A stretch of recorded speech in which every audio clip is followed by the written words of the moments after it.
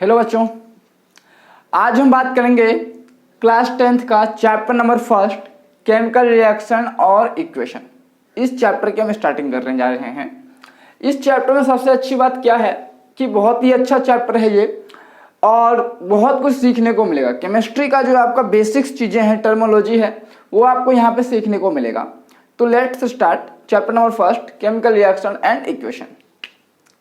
तो सबसे पहले हम ये बात करेंगे कि केमिकल रिएक्शन क्या होता है। What is chemical reaction. तो केमिकल रिएक्शन पढ़ने से पहले आपने क्लास 9th में पढ़ा था चेंज। क्लास 9th में आपने पढ़ा था चेंज। जो चेंज होता है, चेंज आपका दो कंडीशन में होता था। एक होता था आपका फिजिकल चेंज,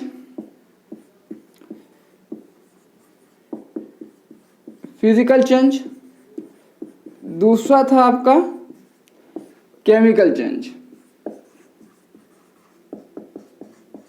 केमिकल चेंज याद है? तो फिजिकल चेंज की बात हम यहाँ पे नहीं कर रहे हैं, हम यहाँ बात कर रहे हैं केमिकल चेंज की। ये केमिकल चेंज क्यों होता था, केमिकल चेंज होने के पीछे का रीजन क्या है, लॉजिक क्या, वहाँ पे केमिकल रिएक्शन हुआ है। अगर वहाँ पे केमिकल रिएक्शन नहीं होता तो ये केमिकल चेंज वहाँ पे प्रोसीड नहीं होता। यानी कि केमिकल चेंज होने के पीछे का जो कारण है, रीजन है,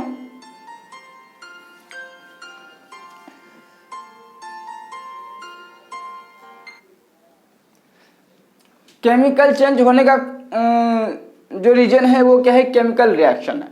अब आप लोग कह रहे होंगे केमिकल रिएक्शन क्या होता है। तो केमिकल रिएक्शन की प्रॉपर डेफिनेशन क्या है। अगर मैं डेफिनेशन की बात करूं, डेफिनेशन की बात करूं, ठीक है, the process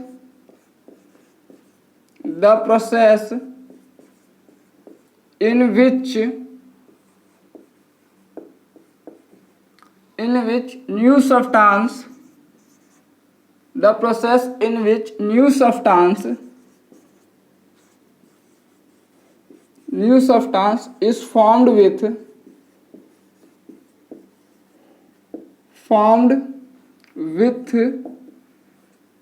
new properties.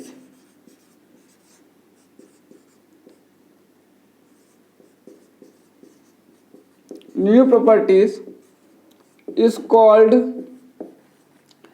chemical reaction.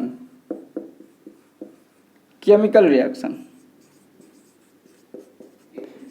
यानी कि जब कोई भी सब्सटेंस न्यू प्रॉपर्टीज के साथ फॉर्म होता है तो वहां पे क्या होता है, वहां पे कहते हैं केमिकल रिएक्शन हुआ है। ठीक है, उसको कहते हैं केमिकल रिएक्शन कहते हैं। अब ये तो समझ में आ गया। या दूसरा शब्द, अगर मैं दूसरा पहला पॉइंट दूसरे शब्दों में बात करूं, वन वर्ड में, वन लाइन में, the rearrangement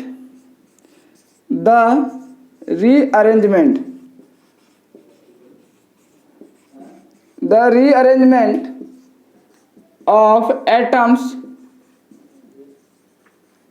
and molecules.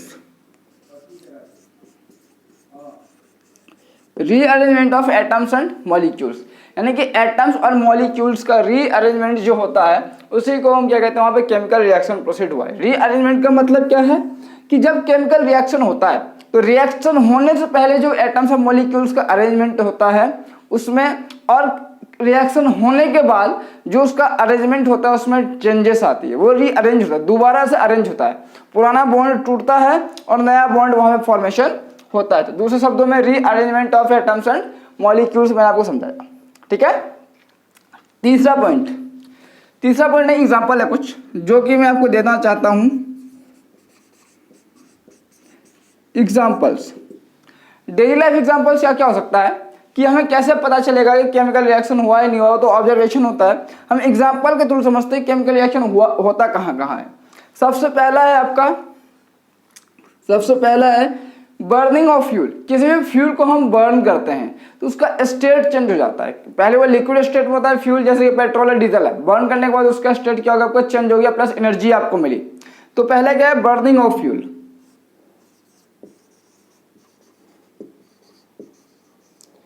Burning of a fuel, ठीक है। कोई बताएगा मुझे फ्यूल क्या होता है? फ्यूल क्या होता है? अगर आपको नहीं पता तो फ्यूल के बारे में बता दूं। फ्यूल का मतलब होता है द सब्सटेंस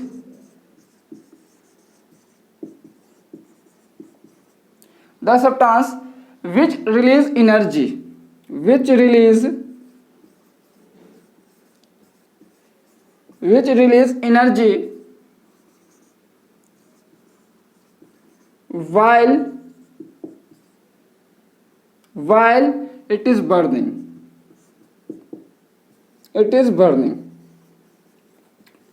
वो सभी सब्सटेंस जिसको बर्न करने के बाद हमें एनर्जी मिलती है उसको कहते हैं फ्यूल कहते हैं। तो फ्यूल बहुत तरह का हो सकता है, जैसे कोयला हो गया, पेट्रोल हो गया, सीएनजी हो गया, ठीक है, बहुत तरह के हो सकते हैं फ्यूल। तो जब हम फ्यूल को यूज करते हैं तो वहां पे आपको केमिकल रिएक्शन प्रोसीड होता है। दूसरा पॉइंट है आपका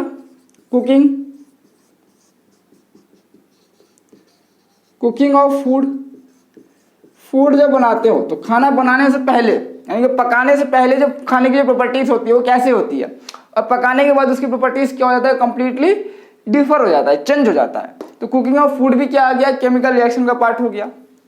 तीसरा बात करूँ rusting of metal,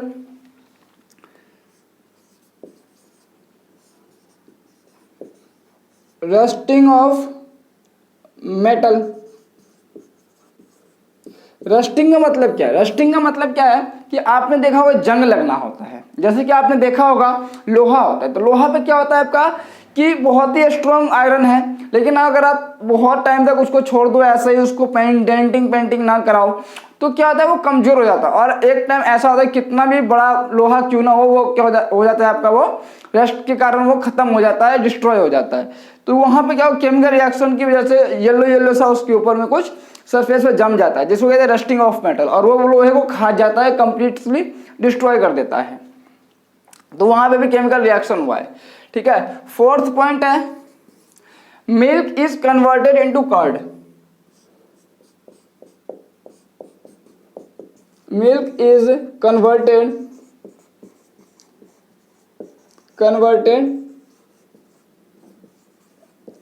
into curd. जब मिल्क को कन्वर्ट किया गया कर्ड में, यानी कि दूध से दही बनना, दूध की प्रॉपर्टीज कैसी थी, डिफरेंस थी। जब दूध को दही में हमने कन्वर्ट कर दिया तो क्या कहते हैं इसको, वहां पे भी क्या हुआ है, केमिकल रिएक्शन हुआ है। अगर वहां पे केमिकल रिएक्शन नहीं होता तो ये बदलता नहीं और इन दोनों की प्रॉपर्टीज में डिफरेंशिएट नहीं होता, पूरी कंप्लीटली चेंज नहीं होता। फिफ्थ पॉइंट है आपका last, ripening of fruit,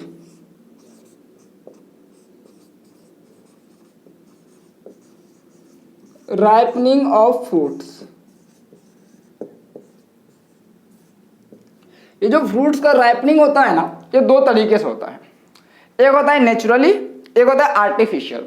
naturally में क्या होता है कि आपने देखा होगा पेड़ों पे जब फ्रूट्स लगे रहते हैं तो कुछ टाइम बाद वो अपने आप ही क्या होता है, पक जाते हैं। तो खट्टा होता है, जब नहीं पका होता है तो खट्टा होता है, जब पक जाता है तो आपको मीठा लगने लग जाता है।